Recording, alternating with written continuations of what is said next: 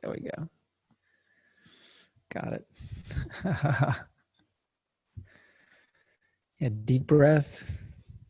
Open to all the possibilities this hour will bring.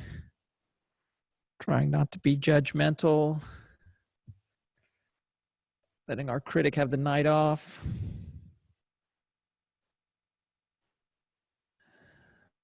Sitting comfortably. Noticing our posture. Our weight on the chair. Where our feet are. Where our hands and wrists and elbows are. How we're supported. And picking up that pencil, deliberately holding it. Maybe trying out a new grip.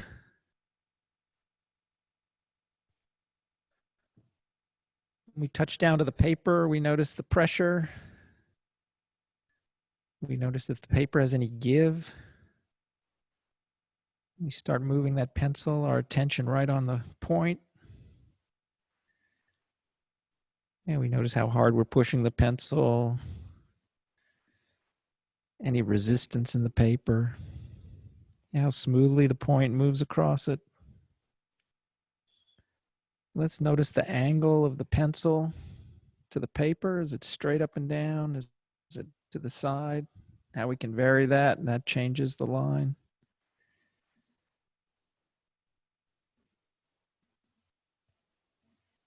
Just having our attention right there where that mark is appearing.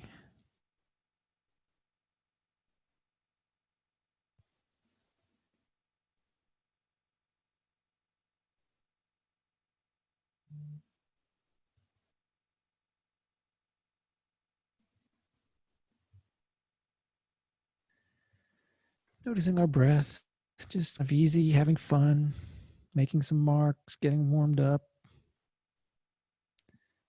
Notice the speed that we're working. Are you drawing slowly and deliberately, or are you drawing quickly? Either way is okay. See how you're feeling. See what your tendency is. Go with that.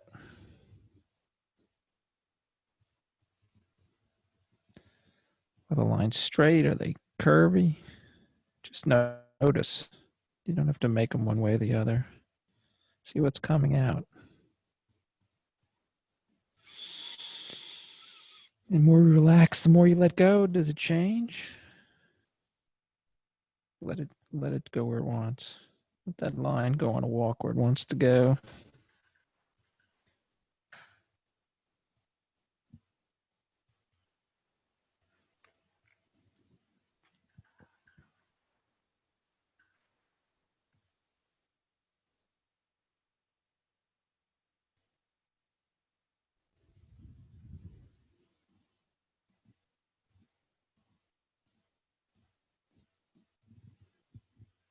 Okay, get a little warmed up. I want you to either look at a mark or a shape that you made, or maybe you want to make one real quick.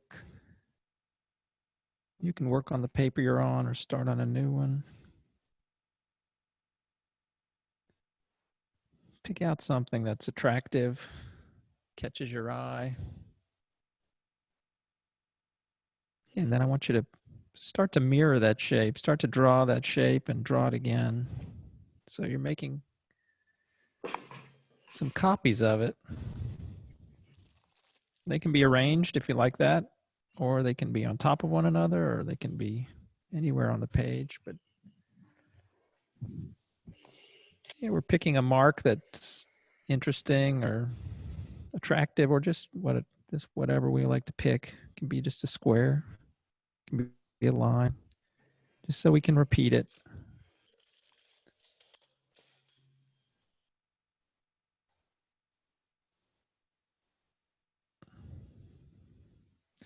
And as you're repeating it, I want you to make the next one a little bit smaller.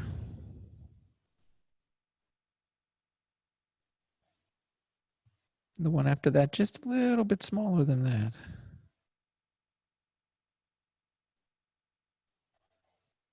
So we're just varying the size smaller and smaller until maybe it gets to a point where it's too small to really be distinguishable, and then let it start to grow. They don't have to be in a line, but they can be. You can arrange them any way you want. You can overlap them. If you start drawing it bigger and they get too big, yeah, they can overlap. It's okay. But just so we're repeating that shape smaller, smaller, smaller. Then we'll bounce off the small size and start to get bigger, bigger, bigger. And then, of course, if it's bigger than the page, I mean, well, be creative. But yeah, start going small again, possibly. Depends on how fast you're drawing. Well, you can vary the size slowly and probably get a whole bunch in there.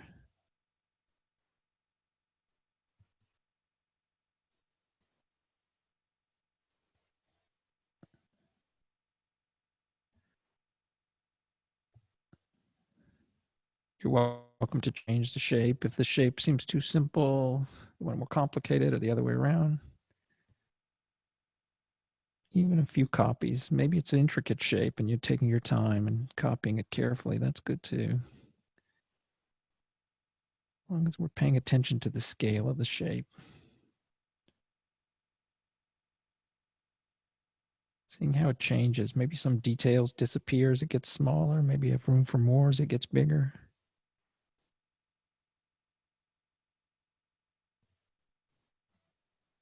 Just going to notice that change as we go.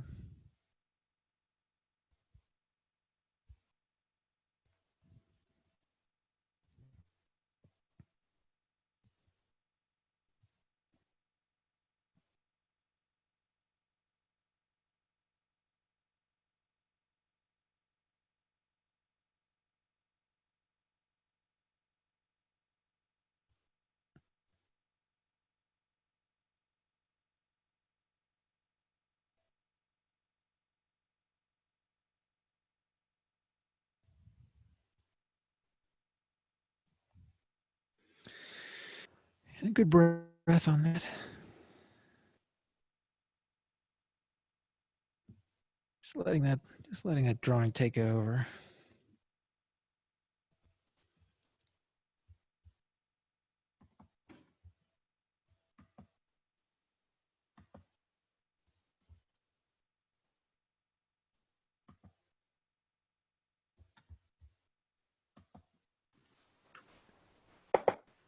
Okay, so you can keep that up. It's fun, or you could let your pencil move around if that's working for you as we go through this. I'm going to go through what I've been, this is kind of the core of the Christopher Alexander work. It's a great set of tools. I'm going to discuss the 15 properties, but if you like, during the course of it, as I'm describing them, if one of them strikes you as something you want to practice, yeah, you can definitely take it up. And my plan is to go through them tonight, talking about each one for a few minutes. Any discussion about them, and then possibly going more in depth. There's definitely a lot more depth than I'll get to on each one, and also then how they're used and interactions. But yeah, I'm really excited to present them all and hear your reactions, what your expectations versus what's happened. Okay, so I'm going to give you the list of the 15 fundamental properties, and then I'm going to give pictures and examples of each one and discuss each one. So, okay, here it is. As what he calls the 15 structural features that appear again and again in things that have life. And we discussed for the last couple of weeks his concept of life that comes out of the wholeness, and centers, which are the building blocks of the wholeness, and the ways we can talk about the centers. That's the 15 fundamental properties. And it's similar in some way to the Zen ox drawing pictures, in that they're not really a hierarchy or a path to these things. They're they're sort of all pervasive, like those 10 steps. You sort of can find each of the steps in every moment. You can find these fundamental properties in everything. It's really not if a thing that you're looking at, if it's a picture or an object, it's not if that thing has this property or not, but the degree to which it has it. So the degree to which it exemplifies each of the properties. And I've tried to pick pictures for each one that really exemplify the property. And not only whether the degree to which it has the property, but eventually how beautifully or resonantly that property is expressed. And the degree to which it uses that property, the degree to which that property or groups of properties are present in an object, you'll see that it brings wholeness and life into the object, because the properties are ways of describing the centers. And according to this theory, the number of centers and the complexity of centers creates the wholeness, which gives life to the object. Okay, so the fundamental properties are levels of scale, strong centers, boundaries, alternating repetition, positive space. And you don't have to worry about writing them all down. And this is a little PowerPoint I'll have available, and I'll be able to put up this list for you along with the video. So you don't have to rush to write it down. Yeah, positive space, good shape, local symmetry, deep interlock and ambiguity, contrast, gradients, roughness, echoes, the void, simplicity and intercom, and non-separateness. So it's a big list. And most of them are not what you think of when you think about design, or at least what I think about design. And they tend to operate on a, I don't know what, a more general level, a more fundamental level. But it's, well, we'll see. We'll get into it. So that's the list straight out for you. Okay. So the first fundamental property, which I think has been, yeah, it's like one of the best ways, I think, to look at work. We talked about reading drawings, but we haven't really talked about looking and responding to work. But a great way to look at work and to talk about anything, an object, an artwork, photograph, is to describe one of these properties that you see in the work. And levels of scale is really one that applies almost everywhere. And in almost every design problem that I've been presented with or come across in my own work, this never fails to move me through it. It's usually what's lacking right away that I can see. And so when I'm having you draw in the warm-up, something larger, getting smaller, getting larger again, this is essentially levels of scale. I was having you immediately start to look at it. So the picture on the left is this mosque in Iran, and levels of scale is really functioning beautifully here, because you can see there's these tiny little doors that are in the little openings on the second story, and that form is again echoed larger just in the surrounding opening there to that balcony area, and then again in the big opening to the building again. So already immediately 3 beautiful levels of scale. Even in the doorway, there's the smaller door, then there's a larger door, then there's the larger archway, and then there's the whole building facade. So yeah, levels of scale simply is small, medium, large would be levels of scale. That's not particularly resonant or interesting if the division between the small, medium, and large are even.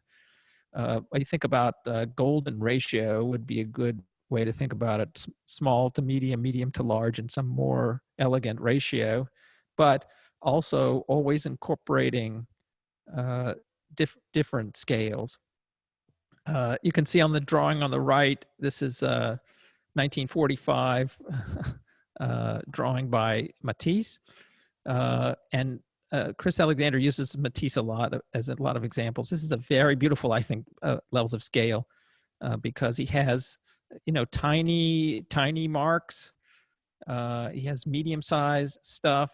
And then he has sort of bigger stuff, and you can see very beautifully done where it's like there are areas that are densely smaller and areas that are much more broad. The bigger things are broader with fewer details.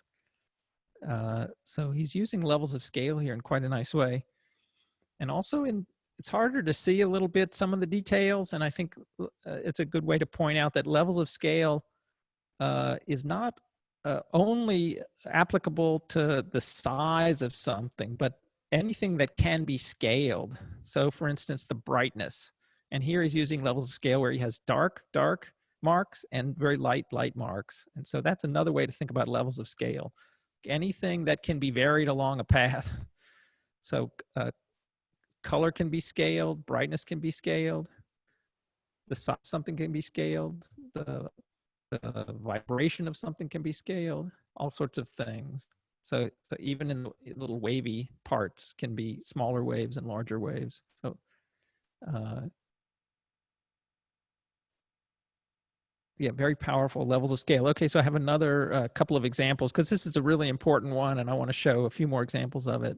Okay, so this photo on the left was published online this week by our own Pat Fox, but when I saw it, I had to grab it.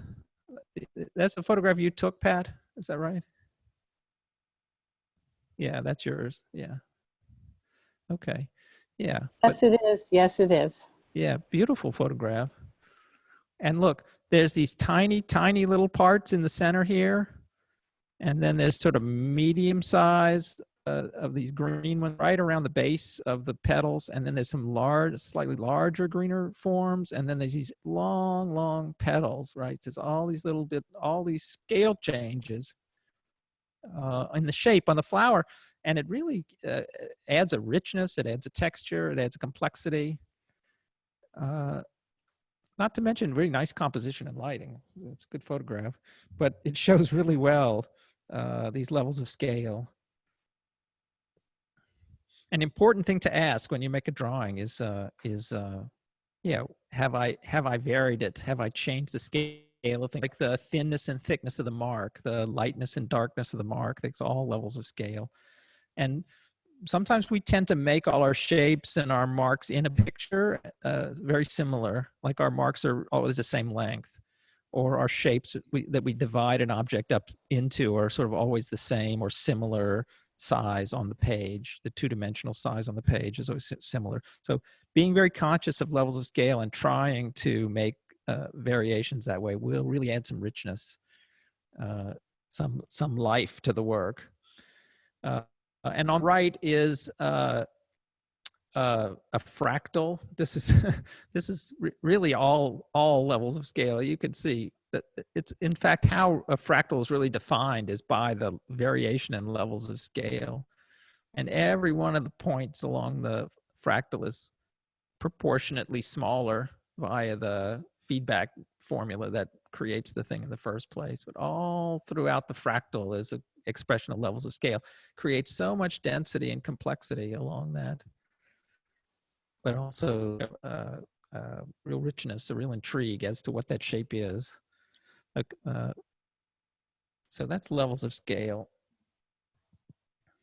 Okay. The next one is strong centers. And we talked about centers last week quite a bit, so I'm not going to do too much on centers, and it's also funny that the properties, the 15 properties are ways to talk about the centers, and centers is one of the properties. So if you remember last week, recursion is part of the idea of centers, that centers are used to define centers. So a strong center is made up of a bunch of centers. So it's appropriate that centers are one of the property. And here he talks about strong centers. We talked again a little bit about last week, but strong centers are made up of lots of centers. So here's a great one. You have the center here, and then you have this kind of star shape in the center of the carpet sign, and then you have a yellow form, and then you have all these blue shapes radiating out of it. And then this red area itself is a center, but all of the spaces in between the blue and the yellow are centers. And then that's inside a diamond shaped, and every corner of the diamond is a center. And so he builds up stronger and stronger centers. And on the right is Tonka painting. That you can see it's got a beautiful center. I like this also because it's not entirely symmetric. There was some talk last time about symmetry. which shows up a lot in his work. But here's a figure that breaks the symmetry inside, but it does seem to add to the strength of the center, but it creates two really good shapes on either side. And each of the little, like every part of this is a center. That's how well it's designed. Every part of this is a center, and every part of it is in correspondence to other centers and creates a lot of strength. So strong centers, yeah, you can imagine as one of the 15 properties, and you know how important it is, knowing how important centers are to the whole work. Okay. How do we think about that in terms of our own work? Yeah, we have to start looking at some of our work and thinking about how we're creating centers in the work. But one way is just to think about the correspondence of one shape to another and whether the spacing in between the two shapes creates something interesting. So when we create a center between two shapes, to make it strong, we make that negative space, yeah, more interesting. And that helps strengthen the center. So thinking about design that way will really kind of change the way we put pictures together. All right, so the next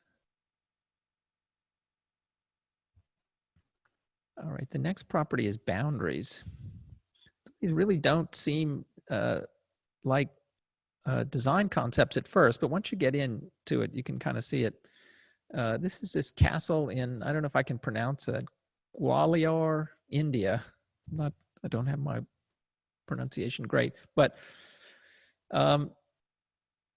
this is a series of boundaries and boundaries and boundaries. Boundaries are the spaces in between. So I was just talking about spaces in between two centers.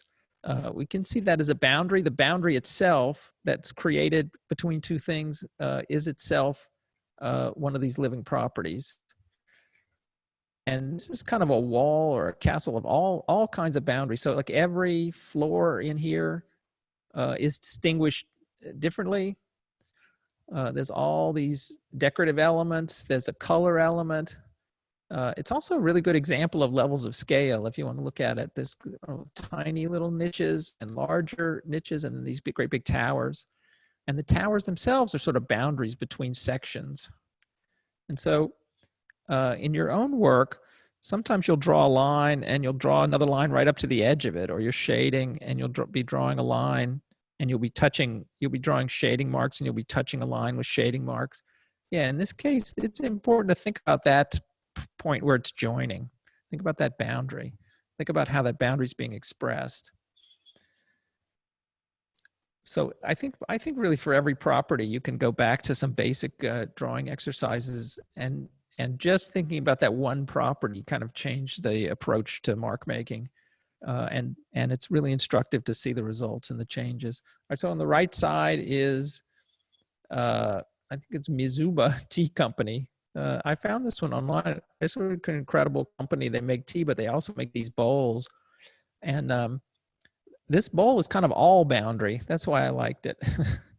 It's like the top and the bottom meet, but this is, and so that line is so important in between, but the yellow itself is a boundary and the red itself is a boundary and the line in between is a boundary. When working in architecture, you can see how important boundaries are, which is how the idea developed, I believe. So doorways and windows and thresholds are all boundary areas, but all the spaces in between. But works in drawing as well. Okay, so there's boundaries. Okay, alternating repetition. So this actually works in you see this a lot in poetry as well. But the taking of a form and repeating it again and alternating it and repeating it again is a great design strategy. It's also a really good way to create energy, vibrancy, resonance in an image. So here on the very left is this kind of basketball image, and then shifted over slightly in the symmetry is kind of a cut in half basketball, and creates a rhythmic pattern. But then it gets buried in the center drawing. You see similar shapes, but they're not all the same. And that creates a lot of visual interest.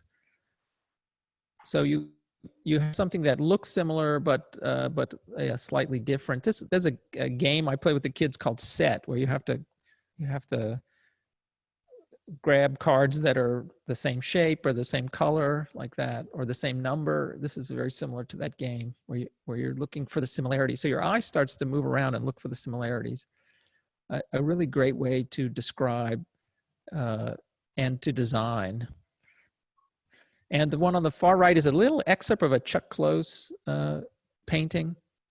And if you know his work, he kind of takes photographs and breaks them down into more or less pixel size, and then paints the color of each pixel to make a large portrait. And then in his later works, he didn't just make a single color in each pixel. He put these, you can see the like color within color shapes. So you get a repetition of the grid pattern of this sort of diagonal or diamond shaped grid pattern.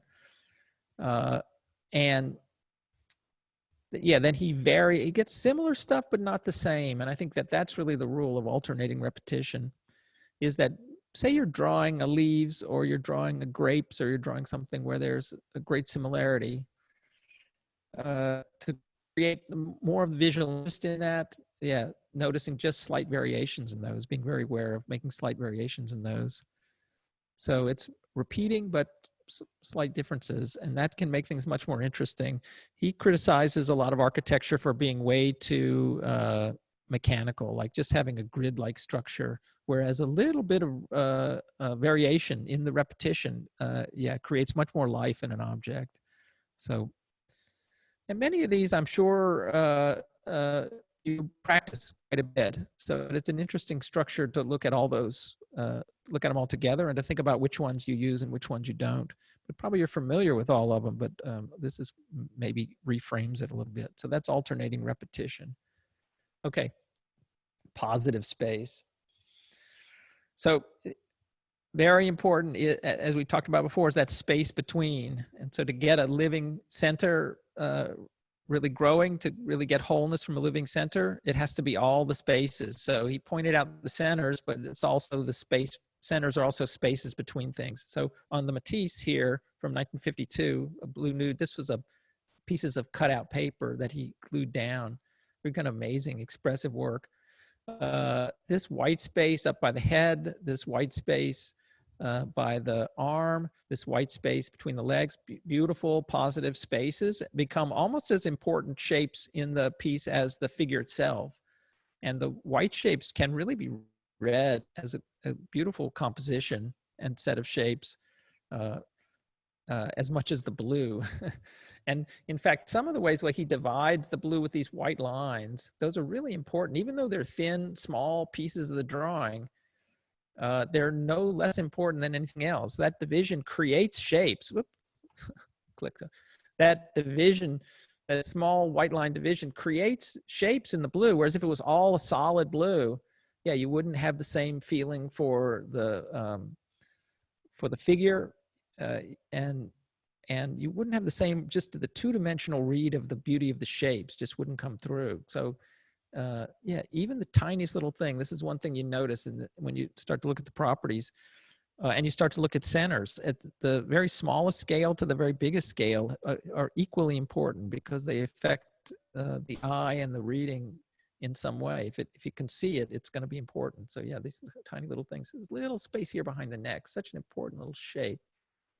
That's positive space. Now here in this mosque in Morocco, yes, so you see the archways themselves are really beautiful, but also look, the shapes in the photograph that get created where one overlaps the back, incredible positive space coming in between, because that's showing, again, a level of scale. So you have kind of a smaller piece that resembles the larger arch, but it's not exactly the whole shape. It's also kind of alternating repetition because it's variations on the shape in that positive space.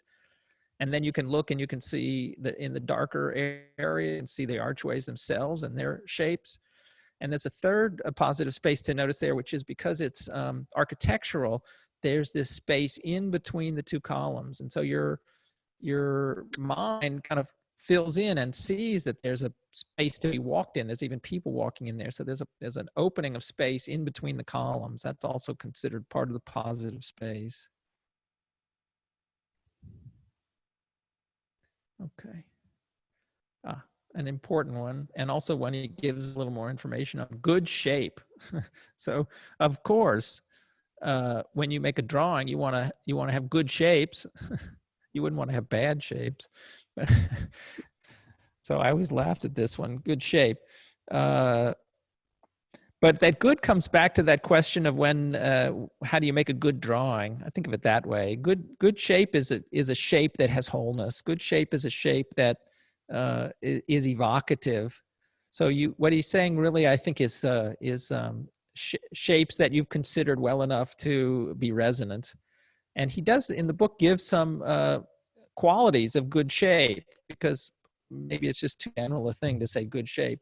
So, and we'll see how some of these reflect. A lot of these properties show up in other properties. That's similar to the recursive property of the center. Some of them, as we've seen, like levels of scale and positive shape, you can find examples where both of those properties are functioning. So the first description of good shape is high degree of internal symmetries. And you can see in the sails how there's a lot of symmetry there. You can see in the roof of this bell tower in Japan, there's a great symmetry in the roof. Often bilateral symmetry in a good shape. Would be like a human figure or animals. All have this bilateral symmetries. Some trees are very symmetric bilaterally. And plants, sometimes the branching goes exactly as a split. Yeah, well-marked center is that's center for the shape itself, but also center in his sense of center, the more general sense. So a well-marked place.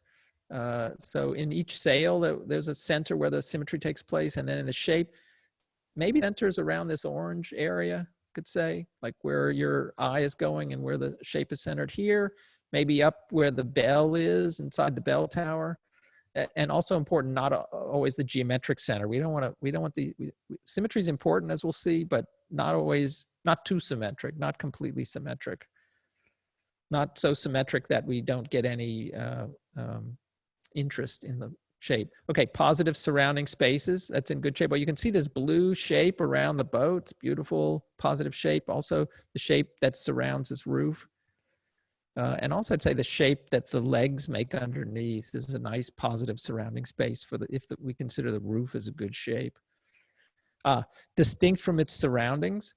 And you'll see this is going to contrast with one later on, but a good shape can be distinguished. So here, easily distinguished shape. Relatively compact form, so we can see it's one thing, not too spread out. And yeah, feeling of being complete. So this is, again, back to that feeling of wholeness. So a good shape would give us all these things. And it's important to think when we make shapes, or even if we're drawing improvisationally, sometimes something will catch your eye and there'll be some interesting shape. You won't quite know why. And I think as an improviser, looking for a little structure after I've done my initial kind of movement of hand and kind of free walk of line, I'm looking for a way to improvise again on top of that drawing. I'll often pick up a good shape and enhance it, or I'll work on the space around it, or in the negative shape of it. And that's a way to bring an improvisational drawing forward when you're working. But even if you're drawing in a realistic manner, it's fun to step back and look at the shapes you've created and think about how you can enhance and make distinct some of the parts that are, resonating already. Okay. Local symmetries. This is incredible important. I've already talked about symmetry just a minute ago, but local symmetries are so important that probably we have to have a whole thing on them. And I broke this down a little bit, but just to give an example here. So like this barn on the left is pretty symmetric, but you can see the door has a symmetry, the eave has a symmetry, there's two windows on either side. So there are a lot of symmetries, but they're not like top to bottom, it's not symmetric because there's a base and then there's a middle and then there's a roof. You can see this boundary area is in here. it's good to point out this line for the boundary that makes, it gives a lot of life to this building. And the symmetry here on the door is kind of a local symmetry. It's not really, it's echoed a little bit in the eave, but it's more or less its own symmetry. Like there's not a continuation of those chevron shapes outside of the door. And this is a way, local symmetry is a way that you can incorporate the power of the repetition in the symmetry and the interest in the repetition in the symmetry without, you know, having to adhere to it to the point where the whole drawing is just a single pattern. That's one thing in design that can really kill the liveliness of it if it's the whole thing is just adhering to one regular pattern. Now on the right is a visitor center that was designed and built by Christopher Alexander. That's one of his designs. Yeah, so here's the visitor center that he did. And one thing to notice is that there are local symmetries in the windows, which I'll show you, but the entranceway is not right in the center. That in fact, he's made a deliberate effort to not make the building completely bilaterally symmetric, but really rely on the local symmetries for some of the order and leave this sort of proportionate small and large area for, to create interest. So let's break down some of the symmetries. Okay, so here's the building on the upper left. And this is what I was kind of explaining. These proportions that he's created, which is kind of a levels of scale. There's a small and then a large in sort of proportion as far as the areas where the windows are. And here's the doorway. In the doorway, it is bilaterally symmetric, but each side itself has a kind of a division. Each side is not itself symmetric. So here, yeah, left and right is a mirror, which is pleasing. The symmetry and the order is very pleasing. And he did a whole study. I don't know who's come in. He did a whole study of local symmetries and showed that the coherence in local symmetries is one of the great factors for people becoming, you know, attracted to, or the eye becoming attracted to something. Yeah, so here he's left the left and right symmetries, and here on the right is this shape itself broken down, and then he goes further, and this little area breaks down into thirds. And then the thirds themselves have one direction. So he's got one slanting left to right up, and then left to right down, and then left to right up. So the bricks are changing. So that's not actually bilaterally symmetric itself, but locally there's a symmetry here left and right, and here right and left. And the rectangle itself is symmetric. And he's pointing out that in between this little section where the bricks are and the top section, there are emergent shapes. So he's creating positive space shapes by the way those bricks are arranged. So a lot of thought and attention to how the masonry was done and the arrangement of the bricks and the proportions of the design to make this, yeah, have a little more life to it and have more interest over a long period of time, so that you come back and you're seeing more and more. It's not just something you've seen once and then you know it. There's a lot to investigate and discover in these designs. Local symmetry being really important. Okay. Yeah, the next one, deep interlock and ambiguity. So here is a brick wall, just to show you, like a very not symmetric brick wall, but here these bricks are interlocked. Just these little corners. As I say, the little areas create centers. This little corner, this little dig in creates a center. This little dig, this sloping that makes this shape at the top, that's also a center.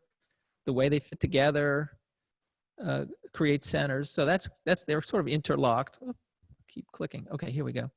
But there's another way to think about the interlock here, and this kind of arcade, this kind of archway, walkway, is a space that's created in buildings that's not really inside or outside, right? Because it's interlock of inside and outside is how he thinks about it. So you're in the arcade and you have access to the outside, but you're sheltered. And so there's like this area in between area, and that's worth thinking about. So it's always worth remembering that centers are both the thing and its negative space and the area in between.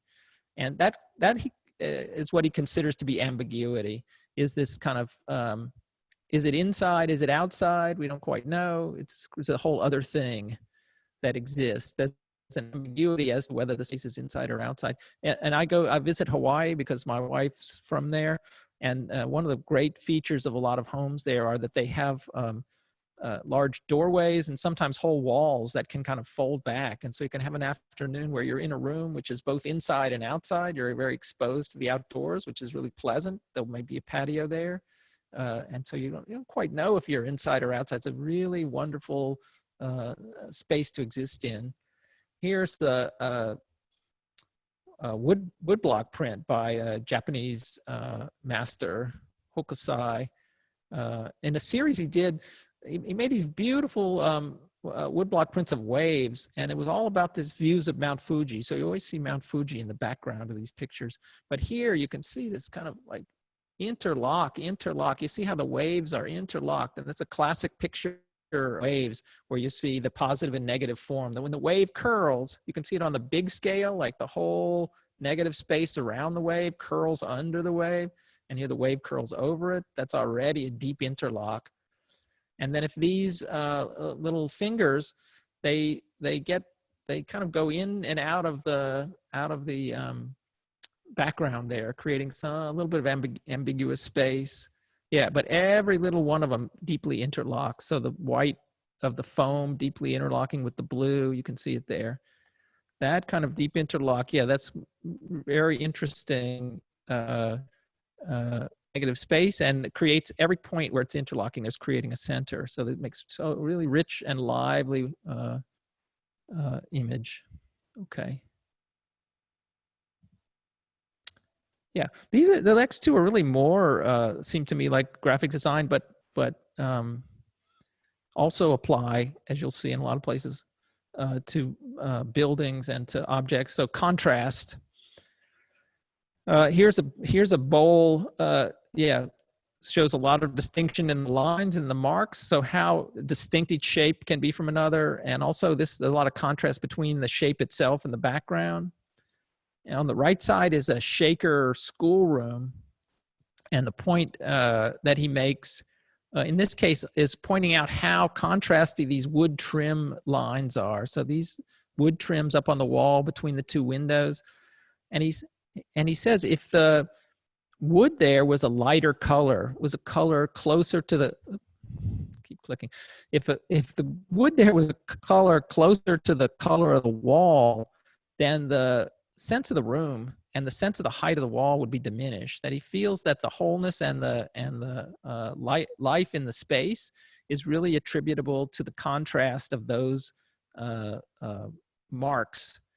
But yeah, you can hold up your hand and kind of block it with your and look at it, and it just kind of turns back into sort of an ordinary room. But when those lines are there, very distinct contrast to those lines, it makes a big difference. So,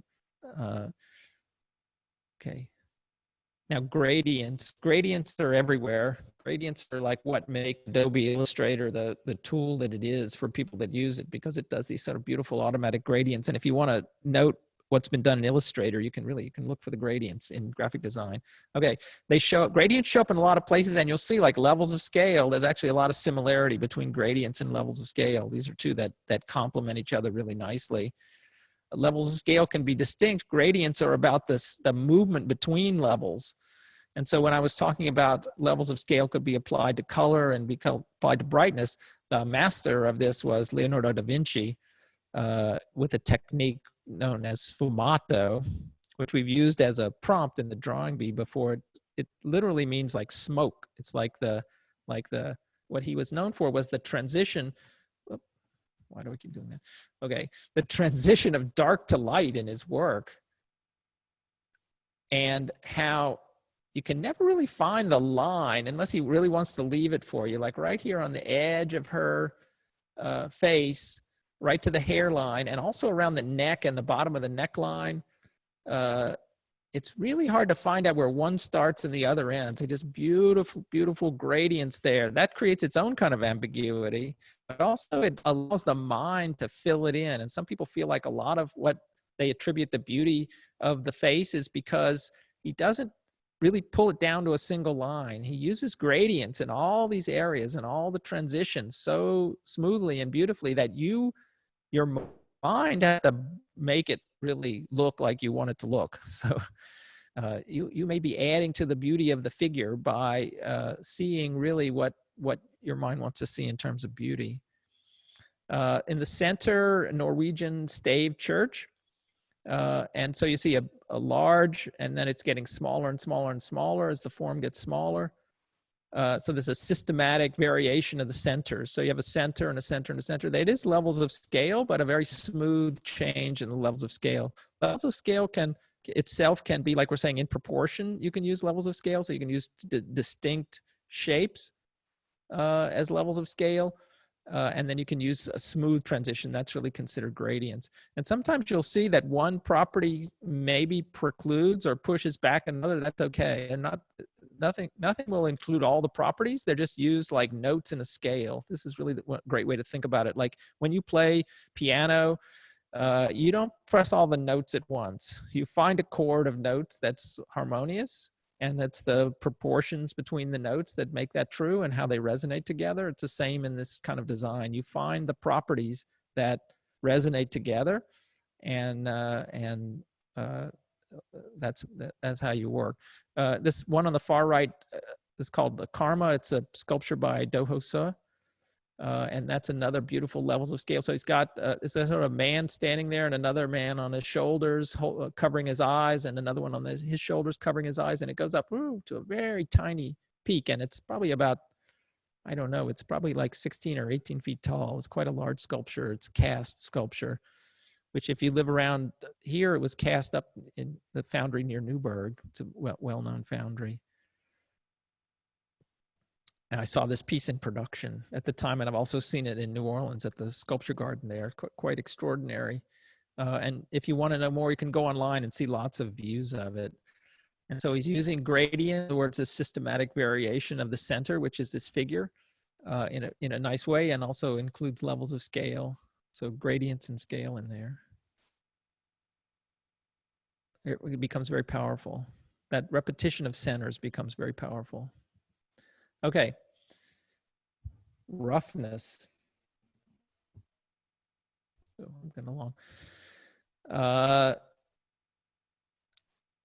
So I'll read what he says because I think it's really good.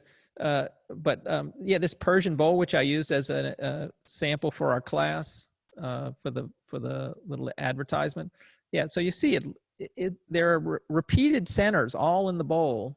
But if you examine it, you'll find out that the centers aren't exactly placed. Like if you measured those centers, they would not be mathematically exactly in place. And so what he says is this seemingly rough arrangement is more precise. That seems unintuitive, but more precise because it comes from a much more carefully guarding of the essential centers in the design. So yeah, you know what happens when I draw sometimes and I get a drawing going and then I kind of lose it. It doesn't quite look right, and I panic. I'm losing it, and then I do a few more things to try to bring it back, and then it comes back, and then I add to it when it kind of loses it. So when he says a much more careful guard of the essential centers in the design, there's something that I felt in the drawing that I was trying to get to, that I'm trying to protect by putting this here and that there. Okay, roughness can never be consciously or deliberately created.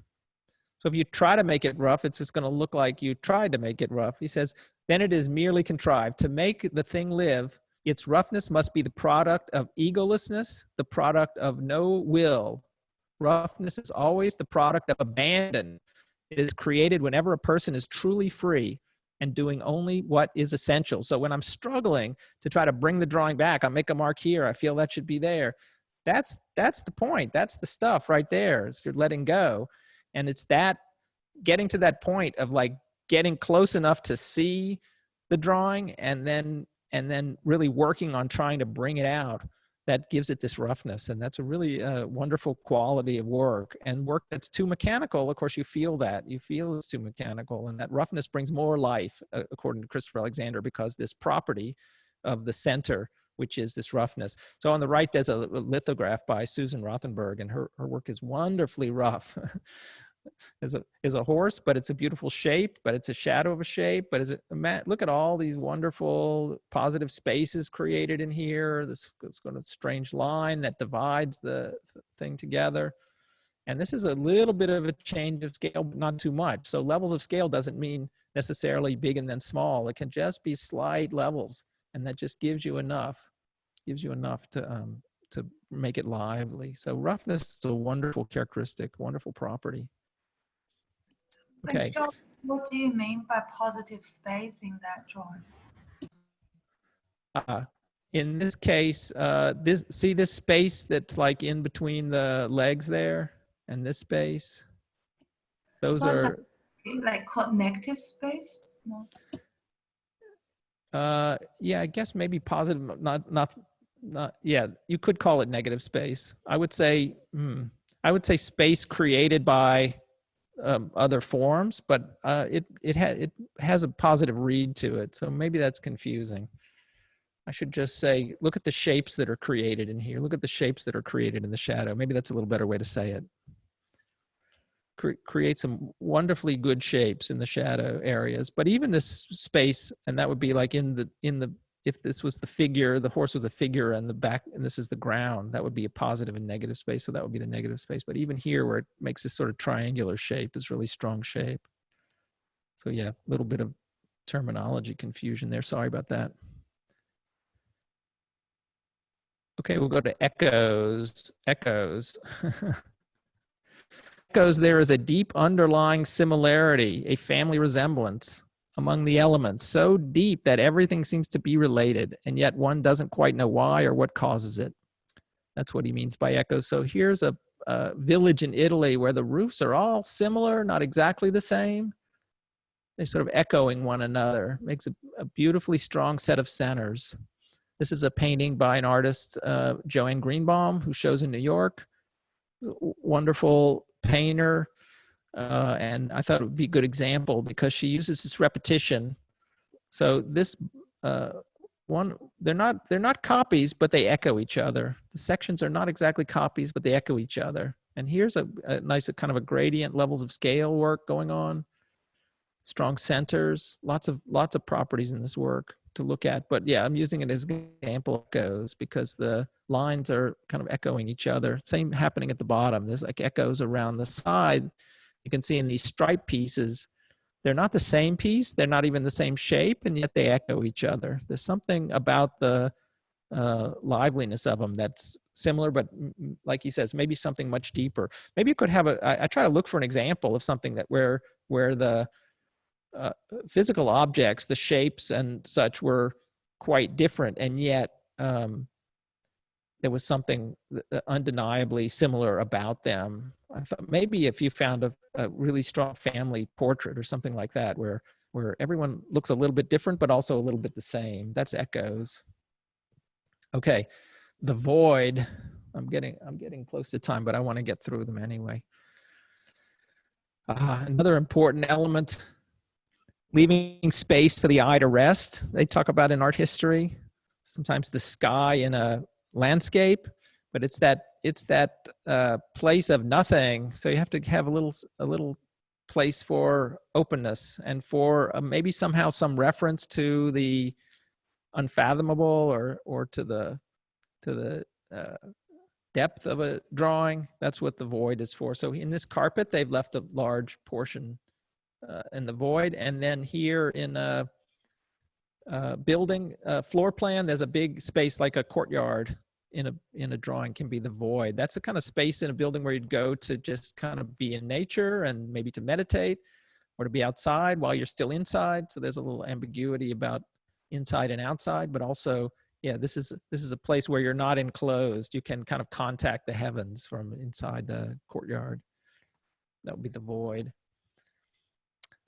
Simplicity and inner calm, another great property, and one of the great properties of the Enso drawing, which is on the left. It's simple and complex at the same time, but it has this kind of beautiful calm to it. And if you know the process, you sort of get your brush all inked up, and then you wait until things have quieted down, and then at the right moment, you push the brush down and you draw the Enso, draw the circle. But even here in object design, There's a kind of like elegance. It doesn't have to be uncomplicated to be simple. It can be just the elegance of the movement of the design can be a simplicity, even if the parts themselves and the wood has a beautiful pattern on it, a very complex texture, wood pattern texture, but it doesn't take away from the simplicity and kind of calm of that overall design. So you can have that property on top of another property just as well. And the very last property, as we get to the list, is a non-separateness. So on the left is this is in England, this is like a barn, and it has this thatched roof, and the building is almost like growing out of the ground when you look at it. So it's like grass growing on the building and grass growing on the ground. The building really looks like it belongs there, like it's sort of always been there. It's kind of come out. And similar with this pathway, like there are good shapes and there is contrast in the shapes that distinguishes them, and so the good shape needs to be distinct from the background. So at the same time that it has this distinctness, it's also really kind of buried in the ground, and it really feels like that's part of the dirt. That pathway is like really not separate. They're not stones sitting on top of pathway. They're not meant to be for a person to step on, not to step on the grass. They're really sort of part of the way. It's beautifully integrated, and that's non-separateness. So the correct connection to the world will only be made if you are conscious, willing, that thing you make to be indistinguishable from its surroundings, that truly you cannot tell where one ends and the next begins, that you do not even want to be able to do so. So to design something in the world that seems to be absolutely fit for its place, that's the goal of non-separateness. Okay, and that's the list again. And yeah, so we just kind of climbed through them pretty quickly.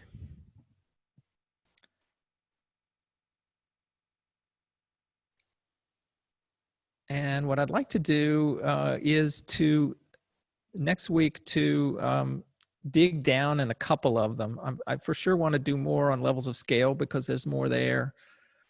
And local symmetry, which is an important one. There's a lot to dig down on. But if people want to explore any of the others, they can let me know. And that's this is the core of Christopher Alexander. So I'd also like to know, which you can email or text or what have you, to me about it. If you want to continue, if you're getting something out of this and you want to continue to work with the fundamental properties, or we should switch topics. I want to spend at least another week looking at it. And there's plenty to Christopher Alexander. But I'd also like to get a little bit more into people's practice and what they're drawing. And what I'd like to do is do some in-class practices with a couple of these properties and then look at what's coming out and talk about how that's happening and how we're thinking about the properties, because there's a lot to do here. Okay, so yeah, be in touch. I don't want to keep you because I always like to stop on time if people have things to do. But I will be around. I'm going to hang out after class if people have questions and they want to draw or just talk about stuff. That can go on. But anyway, let me get back to my screen so I can see. Oh, a lot of people show up all the time. This is amazing. So happy with this, and so happy to be able to spend an hour already talking about the fundamental properties, and looking forward to your take on it and your feedback on the properties, and also how, if you use them in your own practice in the next week, how that's going, and hopefully you'll share some of that. And I'm going to I use those prompts sometimes in the drawing bee, but I'll be using a few more of them. So if you want to practice a prompt, let me know, and we'll put it up for the drawing bee, and we can give it a little attention. There's lots here. I've been working with these, I don't know how long. And I think it's a great way to if you feel stuck in a drawing, or you just don't know where to go, or you don't feel that it's lively enough, because it's really all about bringing that wholeness and that life to a work. If you feel like, yeah, I want this to sing a little bit more, to be more lively, ask yourself how many levels of scale, how much contrast, what sort of gradients, and look for those properties in the work and see if anything there can be enhanced. There's a lot to be done.